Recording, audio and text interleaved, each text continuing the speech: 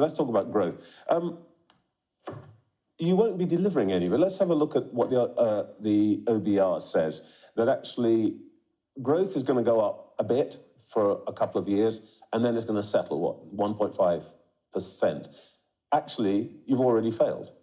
There isn't going to be the growth that you promised. Well, I'm not satisfied with those numbers. Those aren't the summit of my ambition, but we're less than 4 months. Oh, are the OBR wrong? Government. No, the OBR aren't wrong. We're almost out of time, but the forecast, the official forecasts in the budget for the economy growing were actually pretty measly. They didn't look too pretty. But how will you know if the budget has been a success?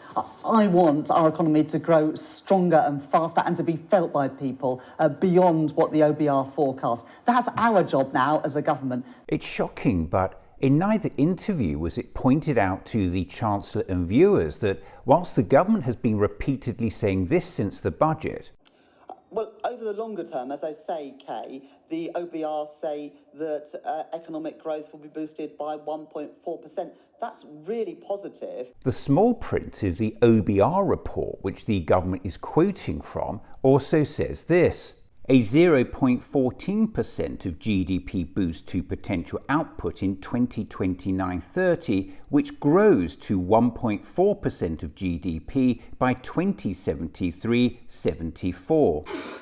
By then, many of us will be dead.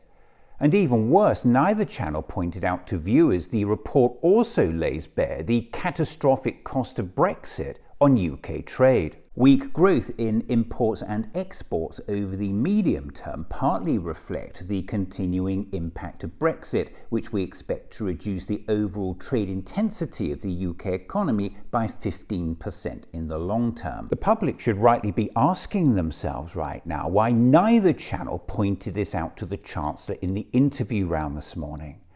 And even worse, the public should be asking why neither channel mentioned that the OBR has said that Brexit will reduce the UK's potential GDP by 4% in the long run by lowering the trade intensity of the economy, which puts this statement into context.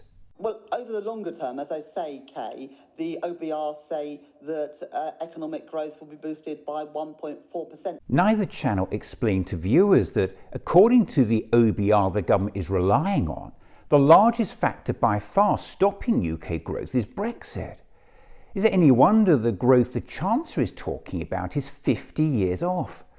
What we're witnessing is an abject failure on the part of our news programmes to report all the relevant facts. Until the government is willing to pull its head out of the sand and have an honest and open discussion about the negative impact of Brexit, and until our news shows grow a spine and report it, Britain's growth, productivity and living standards will continue to be weighed down by the structural handicap of Brexit. How hard can this be?